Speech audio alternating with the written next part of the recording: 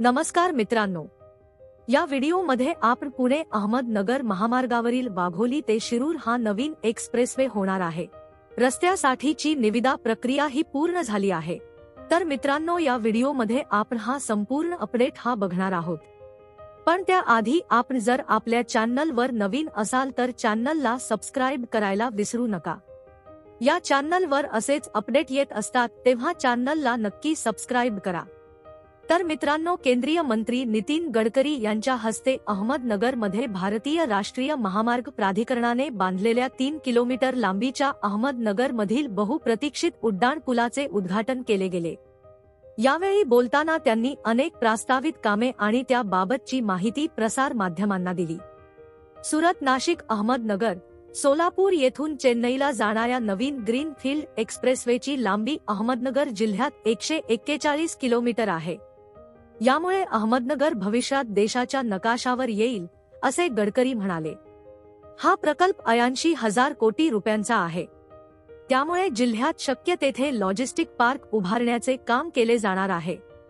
त्यामुळे जिल्ह्याच्या विकासाला चालना मिळेल, असेही गडकरी यावेळी म्हणाले. पण सर्वात चर्चेचा मुद्दा ठरला तो म्हणजे पुणे नगर राष्ट्रीय महामार्गावर बांधण्यात येणारा नवा वाघोली ते शिरूर हा महामार्ग. लवकरच पुणे औरंगाबाद महामार्गाचे काम येत्या काळात सुरू करण्यात येणार आहे. याच पार्श्वभूमीवर वाघोली ते शिरूर दरम्यानच्या सध्याच्या पुणे अहमदनगर मार्गावर होणारी प्रचंड वाहतूक कोंडी टाळण्यासाठी रामवाडी, वाघोली आणि शिरूर दरम्यान 56 किलोमीटरचा दुमजली पुलासह 18 पदरी महामार्ग उपलब्ध करून देण्यात येणार आहे. त्यामुळे या महामार्गावर प्रवास करणाऱ्या प्रवाशांची वाहतूक कोंडीची समस्या सुटणार असे चित्र दिसत आहे. पुणे नगर महामार्गावर सातत्याने होणारी वाहतूक कोंडी सोडविण्यासाठी शिरूरचे आमदार अशोक पवार व खासदार डॉक्टर अमोल कोल्हे यांचे प्रयत्न सुरू होते. मात्र भूसंपादनात येणाऱ्या अडचणी विचारात घेऊन शिरूर येथे नागपूरच्या धर्तीवर एलिव्हेटेड रस्ता बांधण्यासाठी सार्वजनिक बांधकाम विभागाच्या माध्यमातून सादरीकरण केले होते. त्यानुसार DPR बनविण्याच्या कामाला सुरुवातही झाली होती. परंतु भविष्यातील वाढती गरज लक्षात घेऊन राष्ट्रीय महामार्ग प्राधिकरणाच्या माध्यमातून या ठिकाणी दुमजली पुलासह 18 पदरी रस्ता बांधण्याची घोषणा केंद्रीय मंत्री नितीन गडकरी यांनी केली होती. या महामार्गाच्या कामाचा प्रस्ताव तत्कालीन उपमुख्यमंत्री अजित पवार यांनी सादर केला होता. मात्र त्यानंतरही अपेक्षित गतीने काम पुढे सरकत नसल्याने खासदार डॉक्टर अमोल कोल्हे यांनी केंद्रीय मंत्री गडकरी यांना पत्र पाठवून लक्ष घालण्याची मागणी केली होती.